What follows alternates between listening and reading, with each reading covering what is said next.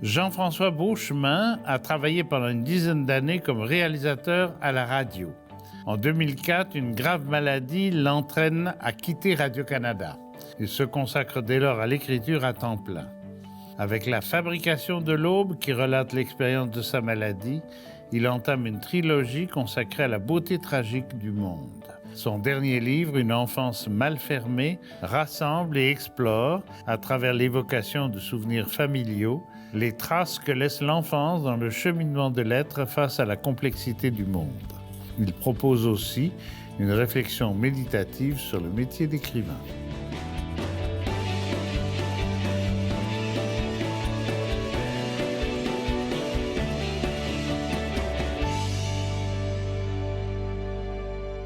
Bonjour madame, bonjour monsieur et bienvenue sur le plateau de Dialogue. Ce que nous essayons de faire à travers cette série d'émissions diffusées au Canal Savoir, c'est de mesurer un peu mieux les principaux enjeux qui traversent notre époque, qui la troublent ou qui l'avantagent, et de nous faire réfléchir aux alternatives et aux moyens d'agir en citoyens que nous sommes.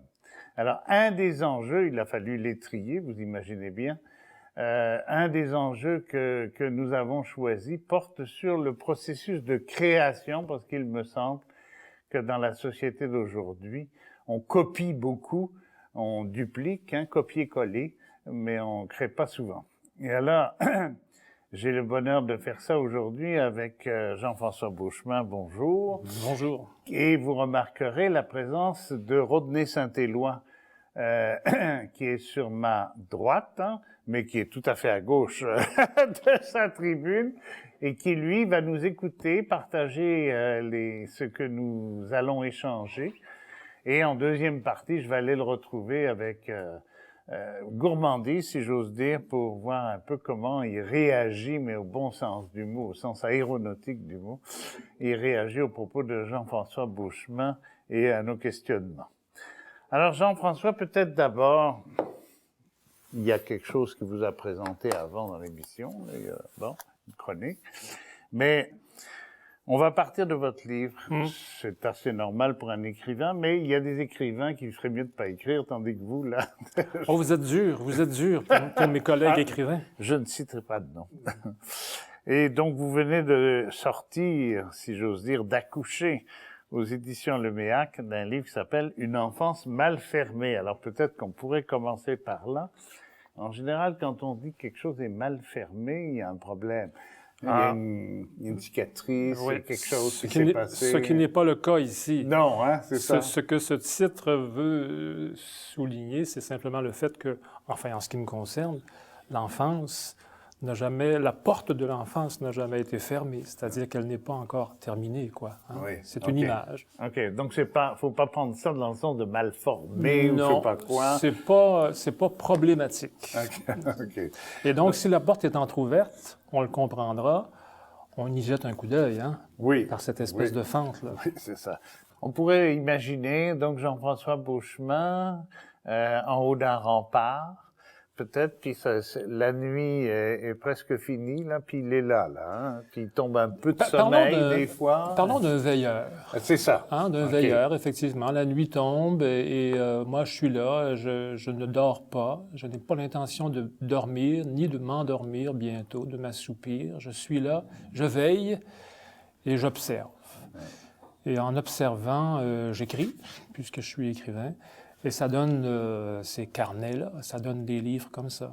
C'est un livre d'observation, c'est le livre d'un observateur du monde et du temps qui passe. Et de la nature. Et de la nature et des gens, et des animaux. Et du ciel. Et du ciel nocturne, du ciel étoilé, que j'aime tant depuis toujours.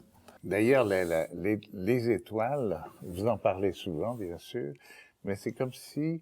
non seulement vous les regardez dans le ciel, mais vous aimeriez que ça vous traverse, Oui. Ben c'est quelque chose qui m'a toujours... c'est très mystérieux, le ciel étoilé. C'est quelque chose qui m'a toujours fasciné. D'autant plus, peut-être, que ce ciel-là, que j'ai toujours observé la nuit, m'a toujours été et me sera à jamais inaccessible. Et moi, j'aime bien les choses inaccessibles. Inaccessible étoile. Vous avez traversé une nuit très particulière, on ne va pas rentrer là-dedans dans le détail, mais... N'empêche que ça a teinté tout le reste. C'est ça. Un jour, vous vous êtes retrouvé par terre, terrassé par un accident biologique, un accident corporel. Par la maladie, c'est ça. 6 mois d'hôpital. Oui, 5 mois au moins, en tout cas. Et un coma très prolongé, et puis... il n'y avait plus grand espoir, mettons. Oui. Hein? Et puis, un éveil, surtout. Oui, c'est ça. Vous avez entendu la voix, vous le dites d'ailleurs, la voix de l'infirmière, qui était pourtant d'une douceur infinie, mais pour vous, ça a fracassé. Ça a été un fracas. la première chose que j'ai entendue en sortant de ce coma, c'est « Bonjour, Monsieur Beauchemin ». Et alors, quand j'ai entendu mon nom comme ça... être prononcé, ça a été pour moi comme... comment je pourrais qualifier ça? Ça a été une révélation, ça a été un coup de tonnerre. OK. Parce que je me suis dit... Mais vous étiez dans les étoiles, c'est ça? Oui, c'est ça. Vous n'étiez pas loin du paradis, là. Mais c'est un fait que je l'ai perçu un peu comme un appel. C'est comme si on me rappelait, un rappel, en fait. C'est comme si on me rappelait à la vie. Et là, vous êtes, j'allais dire, passé de l'industrie radio-canadienne à l'artisanat menu et discret de celui qui se lève tous les matins, qui prend une plume et qui écrit. Oui, c'est ça. Ouais. C'est un gros changement, mais en même temps, c'est une suite logique, c'est un prolongement logique à ce que je faisais déjà jusqu'à un certain point, dans la mesure où j'ai toujours été... Là, on parle de mon travail à Radio-Canada, mais à côté de ça, il y a toujours eu dans ma vie cette espèce de volonté et de réalité aussi de création. Hein. J'ai toujours été un artiste, au fond. Je l'étais dans le ventre de ma mère, fort probablement, et je le suis encore 55 ans plus tard. Je l'ai été toute ma vie. Alors, le jour où ma vie a basculé de la façon dont on vient de l'évoquer, je pense qu'au fond, c'était attendu, c'était normal, c'était logique que ça se passe et que ça se passe comme ça, que je me consacre donc dorénavant, pour le temps qui me restait, à la création. Vous avez en quelque sorte raconté votre vie. Oui. Votre papa, votre maman, vos frères et sœurs. Je l'ai beaucoup fait, c'est vrai, je l'ai beaucoup fait. Dans les livres qui ont suivi pendant quelques années, j'ai écrit des livres, pas mal autobiographiques. C'est ça. Pas toujours, mais souvent. Pourquoi? Je pense que j'avais besoin, au fond, justement, de réaffirmer ma présence sur la Terre. Je suis revenu dans cette vie. Et j'avais besoin de le dire à qui voulait m'entendre, évidemment. Là. Moi, je ne prétends pas que ma vie et que ma petite personne soit si importante, là, mais à qui voulait m'entendre, je pense que j'ai éprouvé ce besoin-là de réaffirmer le fait que je suis encore là et que j'ai encore des choses à faire, à dire. Plus importantes même qu'avant, sans doute. Plus chargées de sens. Et puis finalement, depuis pratiquement que vous avez changé d'éditeur, là c'est les calepins, c'est les carnets de notes. Oui, c'est ça. C'est ça. Ce sont davantage, je pense, au fond, la perspective s'est élargie. Ce à quoi je m'attarde davantage dorénavant, c'est non plus sur ma propre expérience, mais sur l'expérience de la vie elle-même. C'est-à-dire les gens qui m'entourent, on l'évoquait tout à l'heure, les paysages, le ciel, les animaux, la vie à la campagne, la vie à la ville, c'est tout ça. C'est tout ça maintenant que je décris, que j'évoque, et que je fais pas seulement décrire et évoquer, mais que je tente aussi de décortiquer, de trouver un sens. Je soulève des pierres, au fond, et je regarde ce qu'il y a en dessous. C'est souvent intéressant. Ouais. Vous racontez plus votre vie, vous racontez la vie. C'est ça. C'est ça. Disons-le comme ça. Une certaine vie, en tout cas. Parce qu'il n'y a pas de vie pareille, et puis, il n'y a pas deux façons de voir la vie qui sont... Alors, on va en venir à votre travail. Oui. C'est pas un emploi, mais c'est un travail d'écrivain. Et en particulier, il y a un texte vraiment savoureux dans lequel vous dites: le moment est venu d'expliquer clairement le défi. Pourquoi je suis écrivain? Oui. Je dirais pour commencer que j'ai écrit parce que je n'avais pas de talent pour la musique. Ouais. Alors quand on connaît vos bouquins, quand on sait les émotions par lesquelles on passe, on dit mais non, c'est pas vrai.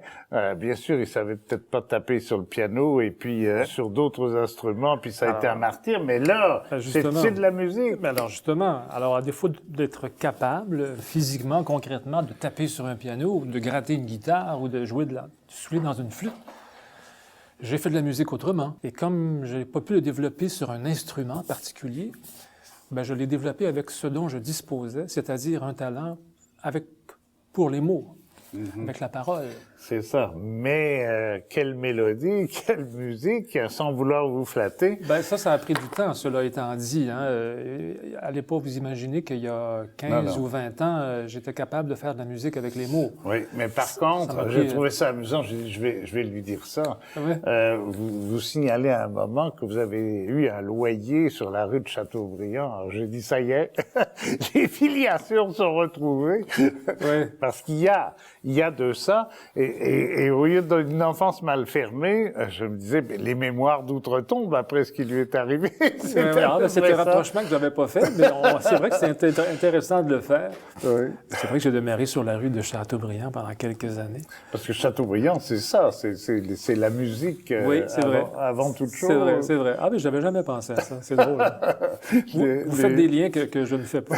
Des hasards de la vie. Ce qui arrive souvent avec mes lecteurs, d'ailleurs. Oui. Mes lecteurs, mais souvent, je ne sais pas si Rodney vit la même chose, on le saura peut-être tantôt, mais je rencontre tellement souvent de gens, de mes lecteurs, qui me disent, dans votre livre, là, X, ou dans tel autre, j'ai trouvé ça, ça ou ça.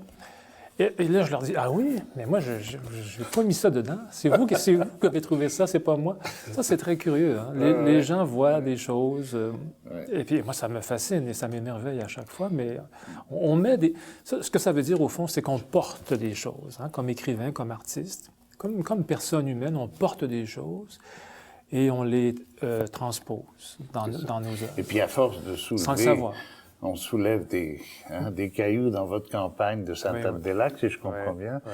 Et puis, il y a le gros chien qui est pas loin. C'est ça. Lui aussi, il voit des tas de choses, il entend des tas de choses, il sent des tas de choses, parce que, justement, vous avez soulevé une pierre. Oui, c'est ça. C'est ça. Et puis, c'est curieux, parce que les pierres qu'on soulève, qui nous sont pourtant familières, ce qu'il y a dessous est complètement mystérieux. On découvre des choses. Et ça, c'est une image intéressante, je trouve, parce que c'est exactement l'image de l'âme humaine. Hein? Quand on retourne l'âme, ou l'esprit, ou la conscience, appelez ça comme vous voulez, mais quand on retourne cet objet-là, si mystérieux, on y découvre des choses qui nous sont apparemment étrangères. On y découvre littéralement de nouvelles choses. C'est très mystérieux d'être en vie d'abord. D'abord, qu'il y ait de la vie sur ce caillou, et sûrement partout ailleurs d'ailleurs, et que nous, on soit là, et qu'on soit capable de penser cette vie-là en plus, qu'on ait une conscience. C'est quand même formidable. Hein? Oui, oui, mais en même temps, on est comme une étoile qui est très filante. Elle va mourir. Hein? Oui. Mais nous, on meurt, mais la vie demeure. Oui. Qu'est-ce qu'il disait Apollinaire? Comme l'espérance, que la vie est lente, mais que l'espérance est violente. Hein? C'est ça. J'aimerais ça retrouver Rodney, pourrait sûrement nous aider. Oui, sûrement, on va lui demander ça tantôt. Mais c'est une belle phrase, ça aussi, parce qu'autrement dit, on a beau... Le temps passe lentement. Vous citez Éluard, on va le mettre aussi en premier plan, qui dit donc « Il y a un autre monde, mais il est ici. » Oui, il y a un autre monde, mais il est dans celui-ci. C'est ça. Autrement dit, ça revient justement à ce qu'on évoquait il y a une seconde, à savoir que cette vie-ci, ce monde-ci est plein de mystères. Il contient beaucoup de mondes en lui-même. Il y a des mondes, étrangement, qu'on parvient pas toujours à expliquer et à saisir. Surtout. Mais c'est peut-être ça l'intérêt de celui qui soulève les pierres, c'est celui qui remplace les réponses toutes faites par des questions. Oui, c'est sûrement ça l'intérêt. Oui, c'est pour ça, le monde contenu dans le monde de la phrase d'Éluard, c'est ça. C'est le monde qu'on découvre quand on soulève la pierre. Mais sous forme de questions. Oui, oui. Hein, c'est ça. Les réponses sont des erreurs. Oui, c'est ça. Hein? On soulève la pierre et on se dit, tiens, qu'est-ce que c'est? Oui. Et on ne le sait pas. Oui. Alors, vous gardez finalement, ça rejoint l'esprit d'enfant dont on parlait tout à l'heure. Elle est mal fermée, heureusement. Oui, oui, parce que vous faites bien de le souligner, parce que moi, je pense qu'au fond, l'essentiel des questions que je me pose et que je pose dans mes livres, et l'essentiel de cette espèce de quête que j'ai, qu'au fond, que je poursuis, c'est celle d'un enfant. C'est celle des enfants. Je n'ai jamais cessé de m'émerveiller devant la vie. Je n'ai jamais cessé de questionner les choses mystérieuses, belles. Alors, les enfants, qu'est-ce qu'ils font? Ils font ça. C'est ça. Et ils vont d'une question à l'autre, ils rebondissent d'un caillou à l'autre. Et ce qui les intéresse, au fond, c'est pas tellement les questions qu'ils posent. Oui. C'est pas tellement les réponses, les réponses qu'on leur fait, oui. Surtout qu'elles sont souvent à côté de la plaque. Oui, c'est ça. Vous disiez tout à l'heure que vous avez beaucoup réfléchi à l'avenir et que vous réfléchissez beaucoup à l'avenir. Alors, c'est quoi, là? Qu'est-ce qui va se passer, là? Alors moi, j'en sais trop rien, mais j'ai ma petite idée là-dessus, mais encore là, c'est ma petite idée personnelle. D'abord, moi, je suis assez confiant. Hein. On répète partout, là, je ne sais pas si c'est la mode ou si on se laisse influencer par ce qu'on entend, ce qu'on lit, ce qu'on voit, mais je trouve les gens très pessimistes à notre époque. C'est peut-être l'époque qui veut ça. Hein, j'entends, moi, tous les jours, des gens dire qu'on court à notre perte, qu'on s'en sortira pas. C'est la fin du monde. Que c'est la fin du monde qui nous guette. Alors moi, je ne crois pas à ça une seconde. Alors, ce que je crois, c'est qu'évidemment, les temps à venir seront difficiles. Le prochain siècle sera extrêmement difficile, certainement. Mais ce que je crois, en revanche, c'est qu'il va arriver un jour, un moment, où justement on sera au pied du mur. Notre bêtise, notre folie nous aura amenés jusque-là. Et là, on n'aura pas le choix. Là, à ce moment-là, on fera les bons choix. Là, à ce moment-là, on pensera véritablement à l'avenir. On y pensera véritablement, parce qu'en ce moment, on ne pense pas véritablement à l'avenir, on pense au court terme. Mais le jour où on sera au pied du mur, où on n'aura plus le choix, on fera les bons choix, justement. Et là, ça va commencer à bien aller. Et là, je pense qu'on va atteindre, que l'humanité va changer. Je pense qu'à partir de ce moment-là, les hommes, les femmes, les enfants aussi, il y aura une prise de conscience. C'est un cliché de le dire, mais les choses vont changer pour le mieux. On arrêtera de se tirer dans le pied, on arrêtera de tout salir, de tout saccager, on arrêtera de tout détruire au nom de la finance et du capitalisme galopant, qui sont des systèmes là, qui fuient de partout. D'ailleurs, on le voit, là, tout ça va s'écrouler un jour et ce sera remplacé par autre chose, forcément. Et moi, je pense qu'à la fin de cette époque-là, qui s'en vient, là, quelques décennies, je pense, nous séparent de ça. Après ça, après cette immense crise et ces grandes difficultés qui nous attendent, peut-être pas ni vous ni moi, mais nos enfants, leurs enfants à eux, après ça, je pense que les choses vont se replacer et on va se diriger vers un monde meilleur. Autrement dit, ça vaudra le coup, et ça vaut le coup, quand on regardera, quand quelqu'un écrira votre biographie. Oui. Hein, il dira, quel mystère, ce beau chemin.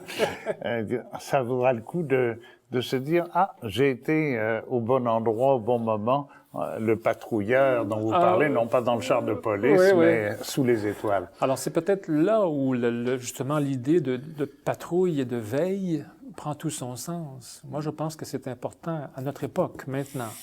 Pas dans 10 ans, pas dans un avenir éloigné non plus. Mais que quelques personnes veillent au grain et puis disent ces choses-là. Alors, on avait un veilleur, Rodney Saint-Éloi, et je vais maintenant me diriger vers lui. On va l'écouter avec beaucoup d'intérêt. Merci pour cette première partie. Jean.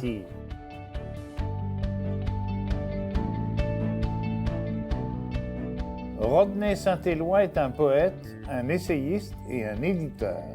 Poète, il a publié une dizaine de livres de poésie, dont « J'ai un arbre dans ma pirogue ». Il est avant tout un activiste littéraire, grand défenseur de la littérature monde. Il est beaucoup et souvent intervenu pour promouvoir la diversité des cultures et des imaginaires.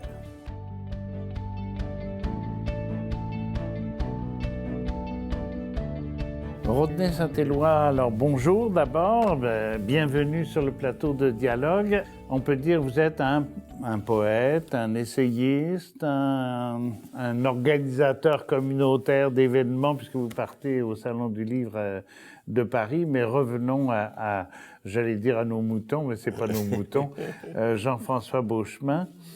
Première impression? Oh, moi je suis en fait séduit.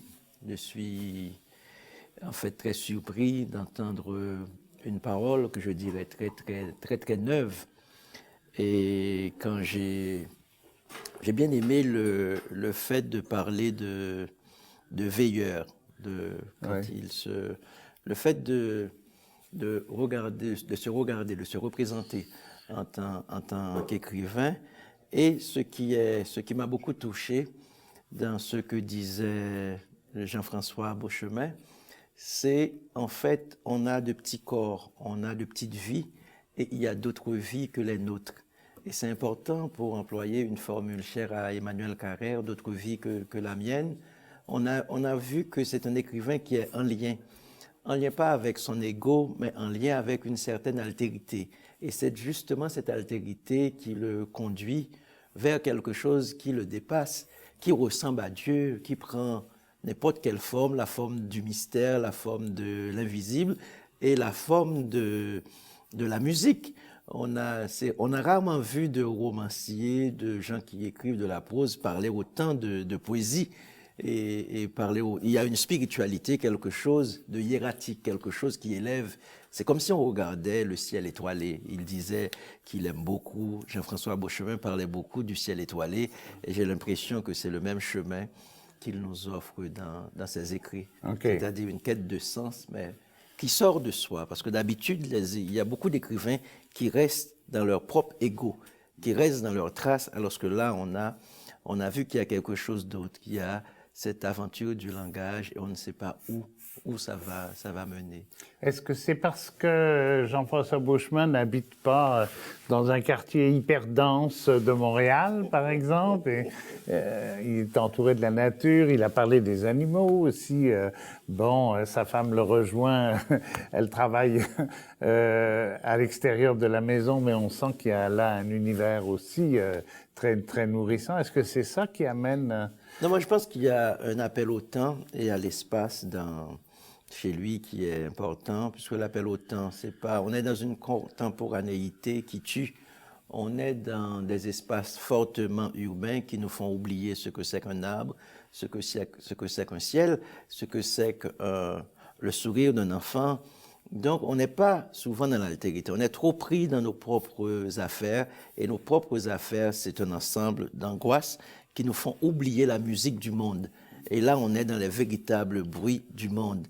Et c'est quelque chose d'intéressant quand j'ai écouté Jean-François Beauchemin parler, en fait, de la porte de l'enfance. Et c'est important d'être connecté, d'abord avec soi-même, avec l'enfant qu'on a été ou qu'on est encore, puisque c'est jamais fini.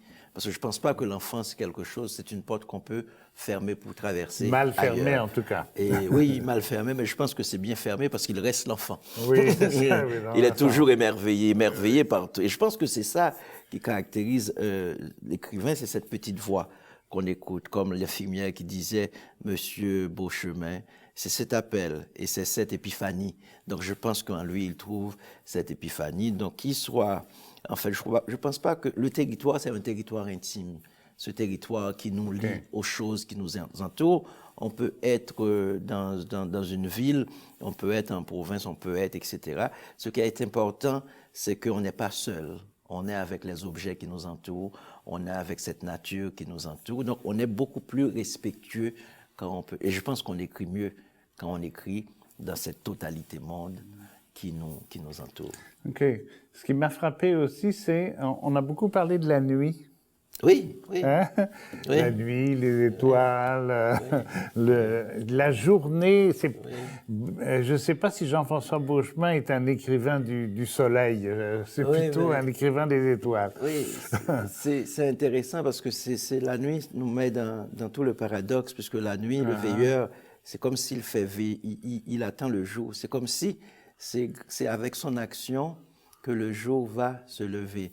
Et je me rappelle un ami écrivain, Patrick Chamoiseau, un ami écrivain martiniquais, qui disait que son frère, qui était mathématicien, et répétait les vers de Césaire au bout du petit matin. Cette ville plate étalée, cette foule si criarde, si étonnamment passée à côté de son cri. Et tous les matins, le frère répétait cahier d'un retour au pays natal. Il le disait comme ça. Et dans la tête de Patrick Chamoiseau, qui avait peut-être 7 à 8 ans, il pensait que c'était les vers d'Aimé Césaire qui faisaient lever le soleil. Ah, mon Dieu. Est-ce que vous voyez? Donc il y a une magie dans la nuit, et je pense que c'est important chez Jean-François Beauchemin que cette nuit-là, cette nuit va accoucher de quelque chose qui est tout le contraire de la nuit. Et c'est pourquoi cette nuit, elle est importante, parce qu'elle annonce autre chose. C'est ça, c'est ça. Et la nuit, j'allais dire, on dort. La nuit, on respecte son rythme naturel. La nuit, les choses se font pas forcément d'une façon visible, mais en tout cas d'une façon, comme je dirais, naturelle, ordinaire, fidèle à elle-même. C'est ça que je veux dire. Est-ce que c'est ça, l'art c'est peut-être parce d'écrire que Jean-François Beauchemin a parlé de réaffirmer la présence sous terre. Et je pense que l'art d'écrire, c'est aussi l'art de la lenteur, l'art de la méditation, parce que je pense qu'on n'est pas dans le fast-food, on n'est pas dans le fast-écriture.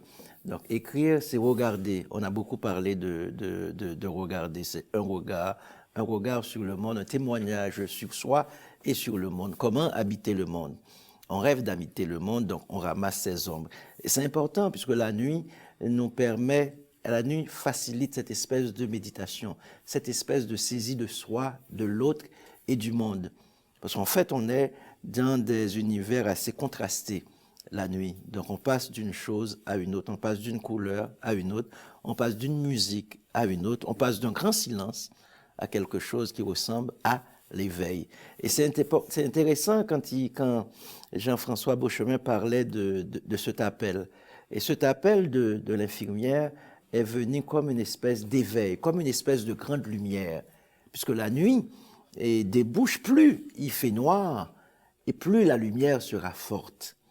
Et c'est ça qui est intéressant, et c'est tout le paradoxe de l'art. Et je pense qu'on est vraiment dans les chemins de la création. La modernité, mais j'allais dire une question à $3, mais on aura un spécial, je fais exprès de dire ça. La machine qui me paraît significative de la modernité, c'est la photocopie, c'est le tirage, c'est le double constamment multiplié. Est-ce que quand on voit Jean-François Beauchemin, enfin je le vois, je ne l'ai jamais filmé, mais il en parle dans son livre, il descend de sa chambre, il caresse son chien, il boit son café ou je sais pas quoi, et puis il se met à sa table de travail, et là, vraiment comme un artisan, ne sachant pas du tout ce qui va se passer pendant 3 heures, en sachant cependant qu'il y a un défi de création qui n'a rien à voir avec... Il ne va pas copier-coller sur Internet. Alors, il y a par rapport à la modernité multiplicatrice et apparemment féconde, il y a une réaction vigilante de quelqu'un qui commence quelque chose. Je pense que c'est très respectueux cette démarche parce que on est en fait je préfère l'artisan au technicien. L'artisan, il y a quelque chose d'inventif, il y a quelque chose aussi de complexe. On ne sait pas à quoi on va arriver. Puisqu'en fait, c'est pas les mêmes gestes. Si tous les matins on oublie. J'aime dire qu'un imbécile avec 2 iPads reste toujours un imbécile. Il y a des gens qui pensent parce qu'ils ont beaucoup de 15 000 trucs pour communiquer, qu'ils communiquent mieux. Et ce qu'on a vu, c'est que les gens ont 10 000 trucs pour communiquer et ils communiquent pas du tout. Et on n'arrive pas à communiquer dans notre monde moderne. C'est-à-dire on est en plein échec de la modernité. On est complètement en plein échec. Donc je pense qu'il y a cette démarche. Pour saisir effectivement le monde, il faut être à distance du monde. Il faut vraiment être à distance. Et c'est important de ne pas laisser entrer chez nous les bruits du monde tous les matins. Donc, on n'y peut rien contre les oiseaux. Ils peuvent rentrer chez nous, mais on peut fermer le téléphone. On peut décider de ne pas avoir d'ordinateur. Ça paraît bizarre. Quand je dis aux gens, je n'ai pas de cellulaire, les gens pensent que je suis fou. Quand je dis, c'est-à-dire qu'il faut, cet appel au temps et cet appel à l'espace est important pour l'acte de création. Donc, on peut être solidaire au monde, mais on a besoin de cette solitude-là. Cette solitude qui n'est pas une maladie, mais cette solitude, pour regarder, il faut qu'on regarde avec notre propre regard. Et je pense qu'on est tellement pollués. Tous nos sens sont pollués. On a besoin de s'enterrer. On a besoin vraiment de se cacher pour regarder le monde, pour regarder par notre propre fenêtre. Parce que toute la pub, tous les gens, tous les vendeurs de voitures, tous les vendeurs, tous les gens qui sont dans l'immobilier, tous les gens qui vendent des tasses, tous les gens, toutes les télévisions du monde nous pourchassent pour nous vendre quelque chose. Il faut s'enfermer sur soi-même et dire, ici, on n'achète absolument rien.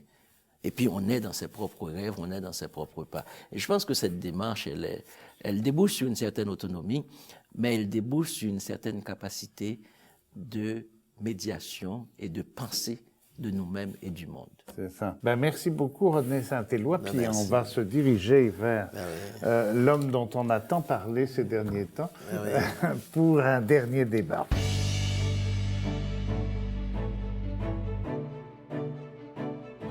Pour nous faire parvenir vos commentaires et suggestions, n'hésitez pas à nous écrire à l'adresse indiquée à l'écran. Visitez aussi notre site web pour approfondir le contenu de l'émission et connaître nos suggestions de lecture en lien avec le thème de cette semaine.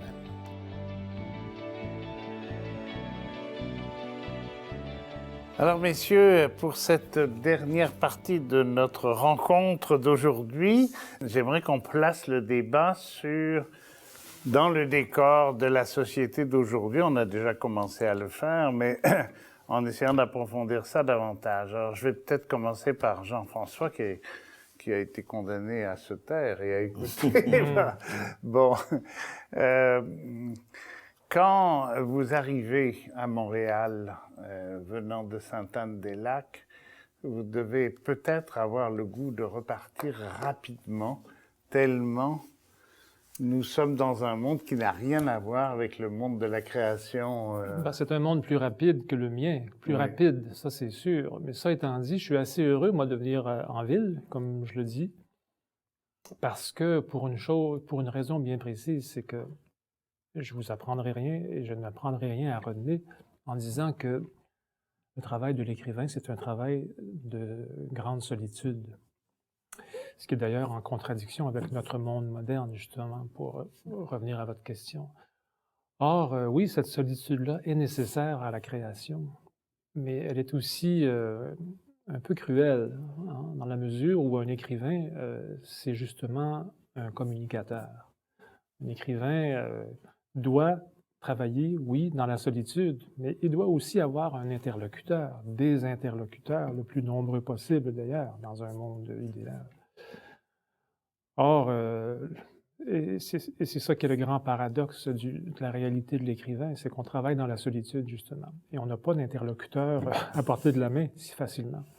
Alors, quand des écrivains comme moi qui vivent à la campagne viennent en ville, moi, je ne suis pas très malheureux de ça, au contraire. Parce que, enfin, je vois les gens, je leur parle, et puis on discute de toutes sortes de choses qui me nourrissent, moi, comme écrivain, évidemment. Je dis pas que je les vampirise, là, c'est pas ça que je veux dire, mais ce que je veux dire, c'est qu'on ne peut pas vivre dans sa tour d'ivoire, comme écrivain, comme créateur. C'est sûrement vrai pour tous les artistes, d'ailleurs. Il faut, tôt ou tard, qu'on sorte de chez soi et qu'on aille dans le monde. Est-ce que c'est lié à l'écriture? Parce que, autrement dit, est-ce que c'est dans l'oralité, automatiquement, je parle pas tout seul, comme on dit, tandis que j'écris tout seul, ça, c'est hein? Est-ce que c'est lié à ça? J'imagine pas l'écrivain terré dans une campagne, je l'imagine pas comme ça, je l'imagine très libre et je l'imagine dans une espèce d'errance, dans une espèce de solitude, mais solitude avec les autres. Parce que la solitude n'est pas seulement le fait d'être enfermé sur soi, c'est que l'écrivain ne peut pas être coupé du monde. L'écrivain est avec le monde, l'écrivain observe, l'écrivain regarde, l'écrivain suit, et l'écrivain est témoin de son temps. Mais en même temps, il faut que l'écrivain puisse avoir, en fait, la sensation de ne pas de courir après la réalité, de courir après le réel. Donc c'est ça qui est un petit peu difficile, c'est la capacité de l'écrivain de négocier avec l'urgence du réel, parce que le réel passe d'une urgence à une autre. Lorsque l'écrivain a pour lui un temps qui est plutôt inscrit dans une éternité. Ah. C'est ça qui est quelque part dans l'éternité. On ne peut pas soulever dans le tourbillon de nos villes des cailloux comme vous le faites sur votre chemin. On peut certainement le faire. Il y a beaucoup d'écrivains urbains qui le font très bien d'ailleurs, mais enfin moi, je ne suis pas un écrivain de ce type-là. Ça me prend cette espèce de silence. Le silence est important dans la vie d'un écrivain. Ça me prend ce silence-là. Il y a des gens qui trouvent le silence dans les grandes villes, certainement, même au milieu du bruit. J'ai pas de difficulté à concevoir ça. En ce qui me concerne, ça me prend un silence presque absolu, enfin très très pur, pour pouvoir aligner les mots. Et et ça, je le trouve à la campagne. Oui. Dans cette espèce de silence qui dépasse en fait l'absence de bruit. Hein. C'est un silence. Dans le recueillement, finalement. Oui, c'est ça. C'est un silence intérieur. C'est le silence de la vie intérieure. OK. Parce que dans le tourbillon de notre société, dont je parlais tantôt en disant c'est la photocopieuse qui est la reine de tout ça, il me semble que vous êtes en train, en tant qu'écrivain, de rétablir, de contester, de réclamer le droit à la lenteur, le droit à... vous savez, je pensais quand vous disiez, Jean-François, les étoiles, hein, vous avez beaucoup parlé d'étoiles, et puis je pensais au bouquin du moine là, Thomas Merton, qui est La nuit privée d'étoiles, et je me disais, mais en ville, on voit plus les étoiles, tellement il y a de lumière, tellement il y a de néon, autrement dit, peut-être de néant aussi, non? Oui. Mais vous savez, les étoiles, on a des étoiles intérieures aussi. Hein, oui. Ce qui fait que même si on ne les voit pas au-dessus des édifices en ville, on les voit quand même, au fond. On en voit d'autres. Et c'est ça qui est important. Moi, je pense qu'un écrivain doit pénétrer à l'intérieur de lui-même. C'est la seule condition, qu'il soit en ville ou à la campagne, sous un ciel étoilé ou pas, s'il parvient à cette espèce d'entrée en lui-même, de descente en lui-même, c'est déjà beaucoup. OK. Mais je pensais aussi à la distraction pascalienne, hein? Le tourbillon de la consommation, le tourbillon du bruit, le tourbillon médiatique constant où on est toujours au théâtre, en fait, en représentation. Et puis voilà deux écrivains qui disent « Wow, minute, il faut avoir le droit de soulever les cailloux, il faut avoir le droit de regarder des étoiles et puis de les faire descendre en quelque sorte. » Et puis de travailler lentement. Oui, mais ça me semble être des trucs de base, hein, quand on est le moindrement artiste, en tout cas. Moi, je pense souvent on comprend trop vite ou bien on semble comprendre tout, alors que tout est complexe. Lorsque l'écrivain veut aller au fond des choses. Et puis, il faut prendre le temps de se remettre en question, de trouver notre propre voix. Parce que des fois, on croit qu'on parle et puis on est parlé. On répète pour revenir à la modernité. On radote. On radote et puis on fait ce que les autres ont fait. Donc, le geste doit être essentiel. Et c'est pourquoi il faut un peu de silence. Il faut un peu de silence pour saisir exactement qu'est-ce qu'on veut dire. Pour travailler sur le langage, puisque il faut qu'on travaille sur le langage. Et qu'est-ce qu'il y a de plus difficile de trouver cette petite mélodie, de trouver cette voix. Et ça prend du temps. Vous pouvez écrire des dizaines de pages et sentir à ce moment précis que vous avez trouvé votre propre rythme. Et c'est ça qui est intéressant. Ça, on peut le trouver en ville, on peut le trouver dans la campagne, on peut le trouver n'importe où. Mais il faut établir ce dialogue avec soi-même, qui est souvent perdu dans cette grande modernité, dans ces fureurs et ces bruits. On oublie qu'on existe. Et on oublie qu'il y a des choses qui sont essentielles. Est-ce que je vais poser une question tout à fait fantasmée. J'ai envie de vous interrompre, oui, Jean, simplement pour ajouter quelque chose à ce que Rodney vient de dire, parce que ça m'apparaît vraiment intéressant. Et c'est ça qui est le paradoxe, c'est que, enfin, moi j'ai l'impression, j'ai le sentiment que pour justement atteindre à l'universel, il faut passer par soi-même, il faut passer par l'individuel, comme artiste, comme écrivain, comme créateur.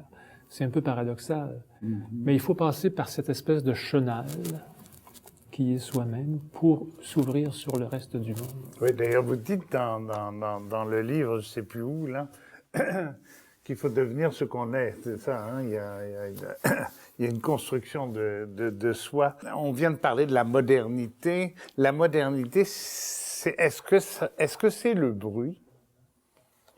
Est-ce que c'est le vacarme? Est-ce que c'est le fracas? Est-ce que c'est la sono poussée à bout? Qu'est-ce qui se passe par rapport à ça? Bon, oui, je reviens à ma question. Est-ce que votre éditeur, elle est fantasmée, hein? Elle ne vise personne, n'a pas l'impression que vous n'êtes pas assez productif? Parce que lui, c'est aussi un marchand de livres. Hein? Ouais, ben, moi, j'ai jamais, Dieu merci, c'est un athée qui vous le dit, Dieu merci, je n'ai jamais senti ce genre de pression-là d'aucun de mes éditeurs. Non, le problème n'est pas là, je pense. Qu'est-ce que la modernité? Ma foi, je ne le sais pas trop. Oui, c'est du bruit, oui, c'est de la vitesse, oui, c'est un besoin de performance, certainement. Mais en ce qui me concerne, je me sens pas très menacé par ça. Non. Je suis le rythme que m'imposent les mots. Et il se trouve que ce rythme-là est celui de la lenteur. La musique des mots me vient lentement. Et je sens pas que ça m'est imposé par qui ou quoi que ce soit. Alors, la modernité, en ce sens-là, si elle est vraiment le bruit, la fureur, et la vitesse et la performance, je me sens un peu comme à côté de ça. Pas indifférent à ça, mais je suis pas séparé d'elle, mais je suis à côté. Mm-hmm. Et en ce sens-là, ma foi, j'arrive à survivre. Ben, c'est peut-être à cette condition-là, en fait, que j'arrive à être écrivain. C'est parce que, justement, je suis à côté et non pas complètement enchevêtré. OK, il faut être à la fois adapté et inadapté, hein? C'est ça? La modernité, c'est l'accélération du temps et de l'espace. Donc, on accélère tout. Mais ce qu'il faudrait peut-être savoir, parce que quand on parle d'un lieu qui est l'Occident. Et moi, je suis dans des lieux complètement différents où la modernité, heureusement, n'a pas encore de grands ancrages. Et quand je vais à Casamance, donc je suis dans un autre temps, je suis dans un autre espace où il y a une espèce d'éloge à la lenteur. Où, en fait, avec la modernité, ce qu'on perd, c'est l'humain qu'on perd. On perd tout ce qui est humain. On perd nos propres gestes parce que la machine fait à notre place les gestes. C'est la machine qui communique. Donc, c'est le triomphe, c'est l'éloge de la machine. Alors que là, peut-être quand je suis dans un village haïtien, en dialogue avec le paysan, donc je suis dans une autre humanité. Parce qu'il y a en fait une superposition d'humanité, il ne faut pas qu'on l'oublie. Et on peut aller en Gaspésie, on peut aller dans un village, et puis on voit tout le contraire de ce qu'on voit à Montréal. Et je pense que c'est toute cette richesse, toute la diversité du monde constitue une espèce de richesse. La modernité, en fait, c'est pas un phénomène si universel qu'on le croit. Quand je suis à Dakar, ou bien quand je suis en fait dans un village, je suis souvent dans des villages français, et puis je me trouve, c'est comme si j'étais dans un autre temps. J'ai été en résidence d'écriture une fois en Amazonie française, en Guyane.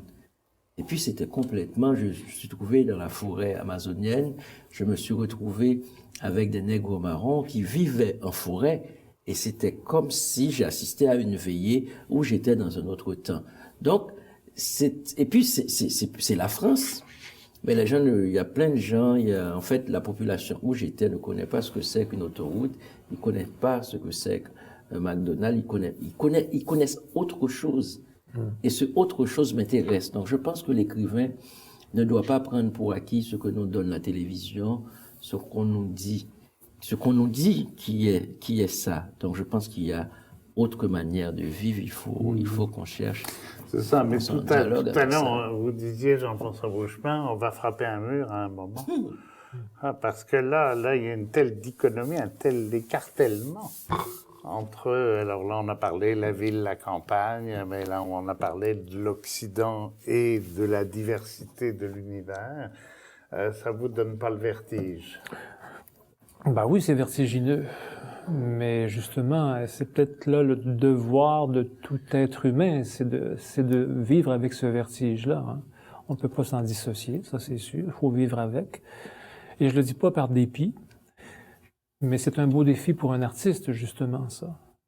C'est d'aller chercher, c'est de soulever encore là cette pierre-là, c'est d'observer ce monde-là qui court et qui crie et qui souffre. Et puis en tirer quelque chose pour l'avenir, justement. Pour un artiste, en fait, essentiellement, je pense que c'est le travail de l'artiste. Je vais vous citer la dernière phrase des Essais de Montaigne, qui dit « À mesure que la possession de vivre est plus courte, il me la faut rendre plus profonde et plus pleine. » Autrement dit, est-ce que vous voyez l'avance en âge simplement comme une usure et puis la catastrophe au bout du chemin, ou est-ce que vous voyez ça comme une occasion de développement, de création dans un monde aussi fatigant que le nôtre et accéléré que le nôtre? Je vois la vieillesse comme un recul, un dépassement de nos conditions d'urgence. Parce qu'on est dans des conditions d'urgence. Urgence. C'est-à-dire que si on peut prendre du recul, je pense qu'on devient beaucoup plus grand, on devient beaucoup plus sage, le mot que les philosophes aiment beaucoup, cette sagesse-là, c'est cette capacité de se libérer de l'orgueil de soi. C'est-à-dire on n'est plus à l'écoute des autres et puis on est dans l'élégance, on est dans la maturité, on est capable de voir parce qu'on n'a pas peur de la mort, parce qu'on a traversé ce fleuve-là, comme Jean-François peut-être qu'on l'a déjà visité ou qu'on l'attend. Et je me rappelle, je pensais à ma grand-mère, grand-grand-mère, mon arrière-grand-mère Da, et qui chantait une chanson en créole qui disait « La mort va venir, nous voilà. Quand viendra le temps de la mort, nous serons présents. » Mais effectivement, la mort n'est jamais venue parce qu'elle attendait la mort et elle chantait la mort, elle célébrait la mort. J'ai trouvé ça très, très élégant, cette grand-mère qui chantait la mort, qui voulait. Et puis, mais comme elle chantait la mort, elle n'avait pas peur de la mort. Et la mort n'est jamais venue. Elle vit toujours? Non, elle est morte. Finalement, la mort avait raison, la mort a raison. C'est le mur. Elle était face au mur. Mais il y avait quelque chose, en fait, dans ma culture. Ça veut dire, je suis haïtien dans ma culture. En fait, il n'y a pas des vieux et les jeunes. En fait, il n'y a pas cette cassure, vieillesse versus jeunesse, enfance. Non. Je pense qu'il y a une continuité, il y a une connexion. En fait, c'est le temps de donner, c'est le temps de l'épreuve. Le vieux, c'est celui qui transmet, c'est le temps de la transmission. En fait, je pense que les sages en Afrique, on dit que les vieux, quand un vieux meurt, c'est une bibliothèque qui brûle. Oui. Vous voyez, donc le vieux est celui qui est là mais pour donner de son expérience, pour donner. Maintenant, on a des experts, mais on ne sait pas ce qu'ils donnent. Mais le vieux, il donne sur le temps, il donne sur la nature, il donne sur tout. Il donne sur l'âge, il donne sur sa traversée du siècle. C'est la beauté d'ailleurs de l'humanité. Un vieux chien ou un vieux cheval qui meurt, ou qui est près de mourir, il sait beaucoup de choses, il connaît beaucoup de choses, mais avec sa mort, tout disparaît parce qu'il n'a pas pu transmettre ça à sa descendance, ce qui n'est pas notre cas. C'est ça la beauté de la chose, d'être un être humain. Hein. On peut transmettre des choses. Et d'être un écrivain, parce que c'est finalement... Est-ce qu'un écrivain, c'est pas ça? Un passeur? Un passeur, un transmetteur, tout sauf un communicateur. Un passeur de mémoire vive, je dirais. Et ce qui est bien aussi, c'est pas seulement sa mémoire, mais c'est la mémoire de l'autre aussi, c'est la mémoire des autres, la mémoire des grands-mères. Moi, je parle beaucoup de cette grand-mère qui m'a transmis une dignité. Cette grand-mère qui ne savait pas lire et qui m'a même appris à lire. Or, elle ne savait pas lire, donc ce qui est complètement contradictoire, mais elle savait, pour devenir un citoyen, pour devenir un être humain, ça passait par la lecture, ça passait par les livres. Et c'est quelque chose de fabuleux, donc avoir ça en mémoire, ça te rend capable de générosité. Et c'est ça qu'on a c'est comme des icônes dans notre culture, les personnes qu'on dit vieux, les personnes, c'est pas dans le sens de la marginalisation. Les vieux, pour nous, ce sont des trésors. On est loin de la ville bruyante et de la modernité dont on parlait tout à l'heure. Oui, forcément. Ça, c'est une autre culture, on le voit là. Hein? Malheureusement, c'est pas tout à fait ça qui se passe chez nous, hein, en Occident, et puis dans nos pays riches. Et, au contraire, les vieux, on les écarte. Ils deviennent encombrants. Je me demandais s'il ne faudrait pas initier davantage d'ateliers d'écriture. Parce que je constate que je rencontre de plus en plus de gens, vous savez que c'est ma spécialité, qui voudraient, qui sont sur le bord d'écrire l'histoire de leur vie, alors sans se prendre pour Hemingway, comme dirait l'autre, mais donc pas pour un succès littéraire, mais comme pour laisser une trace de l'essentiel de ce qu'ils ont pu accumuler au fil des ans, infuser au fil des ans. Ben, ça serait certainement intéressant, mais dans la mesure du moment où ces gens-là, qui ne sont pas des écrivains, n'ont pas d'ambition d'écrivain. Parce que c'est un métier en soi, hein. Il faut bien faut le rappeler aussi. Là, comme chanteur en est un métier, comme sociologue en est un, alors écrivain, c'est un métier en soi qu'il faut apprendre. Bien sûr, tout le monde peut écrire, mais tout le monde n'est pas écrivain. Alors, il faut se souvenir de ça. Bon. Un dernier mot peut-être, Rodney, à ce propos-là. La responsabilité de la vieillesse, de l'écrivain, et aussi le fait que, en fait, ce qui souvent manque, et ce qu'on essaie de faire dans l'écriture, c'est vraiment la connexion, les liens intergénérationnels. Dans la modernité, ces liens sont brisés. C'est-à-dire, on voit les vieux comme dans des asiles de vieux, les jeunes dans des asiles de jeunes, ça a d'autres noms, les enfants dans des asiles d'enfants. Et moi, ça me fait vraiment plaisir, quand je suis dans une cuisine haïtienne, de voir la grand-mère, la fille, la petite fille, vous voyez, 4 générations qui sont en train de se parler. Et c'est quelque chose d'extraordinaire. Vous voyez ça aussi entre les mecs qui sont... Il n'y a pas de vieux, il y a des humains qui, entre eux, sont en train de négocier la vie. Et je pense que ces formes de vie sont... En fait, c'est ça que j'appellerais la modernité. C'est pas de trouver tout le monde sur des vieux dans un asile, sur le iPad, etc. On dit c'est beau, mais je vois rien de beau. C'est retrouver le sens humain à notre vie. En ce sens-là, un écrivain, c'est un éclairagiste. Hein? C'est quelqu'un qui met le projecteur sur ces choses-là qui sont belles. Alors, c'est le rôle de l'écrivain. On revient aux étoiles. Ouais. Voilà une belle façon de terminer en courbe l'émission. Vous remercier d'abord. Vous souhaitez un bon voyage à Paris au Salon du Livre et vous un bon retour dans vos terres d'écriture et d'invention, en espérant que votre admiration des étoiles sera toujours aussi féconde. Peut-être donc quelques livres à recommander. J'ai toujours dit que la bibliographie en question, ça n'est pas un tas de livres fournis par les services de presse d'éditeurs. Je trouve ça pas très intéressant. Juste donc un rappel, Jean-François Beauchemin, on a parlé de la fabrication de l'Aube chez Québec Amérique, c'était votre ancien éditeur. Cette année s'envole ma jeunesse. Vous voyez, j'ai fait une sélection pas très objective, mais en tout cas, moi, c'est les livres les plus musicaux. Jean-François Beauchemin, quelque part dans l'éternité. Alors ça, on tombe dans les calepins, là, davantage. Une enfance mal fermée, donc pour laquelle je vous ai invité aujourd'hui. Et puis Rodney Saint-Éloi, Haïti, Kembela, ça Oui, veut c'est dire bon, quoi? c'est bon. Tiens bon, tiens debout. Oui. C'est après le séisme. OK. Chez Robert Laffont, j'accroche, je t'écris cette lettre, récitatif au pays des ombres, c'est ça. Et j'ai un arbre dans ma pirogue, j'aime beaucoup le titre. Alors je vous remercie beaucoup. Merci. Et je donne rendez-vous à ceux et celles qui nous ont écoutés jusqu'à la fin de cette émission pour un nouveau dialogue la semaine prochaine.